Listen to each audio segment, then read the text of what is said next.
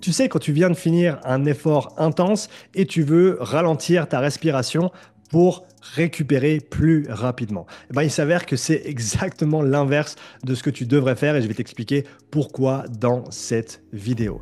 Donc, quand tu fais un entraînement de haute intensité ou quand tu fais un effort intense, une fois que tu as terminé cet effort, eh ben forcément, l'intention, c'est de récupérer le plus vite possible pour être prêt pour le prochain intervalle ou pour simplement accélérer ta récupération. Et souvent, on pense que mon objectif, c'est de passer d'une haute fréquence respiratoire à la fin de ton intervalle à une basse fréquence respiratoire le plus rapidement possible parce qu'une basse fréquence respiratoire veut dire que j'ai récupéré, on est d'accord avec ça.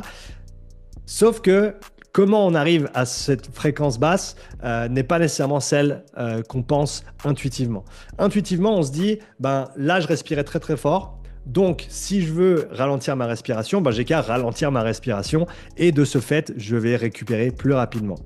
Mais il s'avère qu'une des choses qui se passe lorsque tu fais un effort intense, c'est que ton corps produit beaucoup de CO2, le dioxyde de carbone. C'est une molécule qui est générée par le processus de respiration cellulaire dans ce qui s'appelle le cycle de Krebs. Et ce CO2, ton cerveau, il le sent, il le ressent via différents capteurs, notamment dans ta circulation sanguine, et il va vouloir s'en débarrasser et donc il augmente ta ventilation pour se débarrasser du CO2 qui est produit. Et donc, quand tu fais un effort intense, quand tu termines ton intervalle, tu as beaucoup de CO2 qui a été produit, tu as encore un peu de CO2 qui continue à être produit malgré le fait que tu arrêtes ton effort, parce que ton corps doit rattraper un petit peu le retard qu'il avait au niveau métabolique et refaire les stocks d'énergie aussi que tu viens de dépenser. Et donc, de ce fait, le fait de ralentir ta respiration tout de suite après un intervalle intense, ça va avoir l'effet inverse que ce que tu souhaiterais, c'est-à-dire que ça va prolonger le temps qu'il te faut pour faire baisser ton taux de CO2 et revenir à un niveau dit basal ou normal qui te permet de respirer lentement et te sentir bien.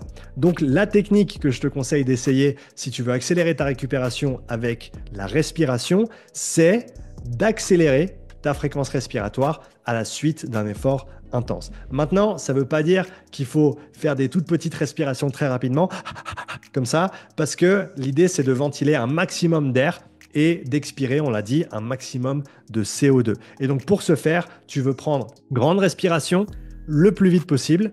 Tu fais ça pendant 20 à 30 secondes après ton intervalle, après ton effort intense, et tu vas voir que tes niveaux de CO2 vont baisser rapidement et tu vas vite revenir à un état où tu peux respirer lentement tout en étant reposé.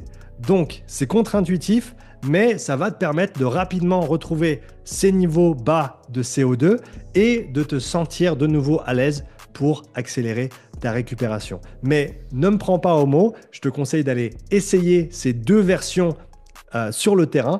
Donc idéalement sur ta prochaine séance de fractionné, sur un intervalle, tu ralentis ta respiration tout de suite après l'intervalle pour essayer de voir combien de temps ça te prend pour te sentir bien à nouveau et te sentir récupéré. Et sur le prochain intervalle, tu fais l'inverse et tu accélères ta respiration après la fin de ton effort et tu regardes après 20-30 secondes comment tu te sens par rapport à ta petite expérience d'avant. Et tu peux même alterner entre les deux sur une séance et voir vraiment qu'est-ce qui ressort comme étant le plus pratique pour toi. Donc, je te conseille vraiment personnellement d'accélérer ta récupération pendant 20 à 30 secondes et ensuite de ralentir ta respiration pour signaler à ton cerveau que tout va bien, on est tranquille et on peut récupérer en préparation pour le prochain effort, pour le prochain intervalle. Si cette vidéo t'a été utile et si tu veux en apprendre plus sur l'entraînement respiratoire, je te propose une conférence gratuite le mercredi 5 février prochain à 20h heure française.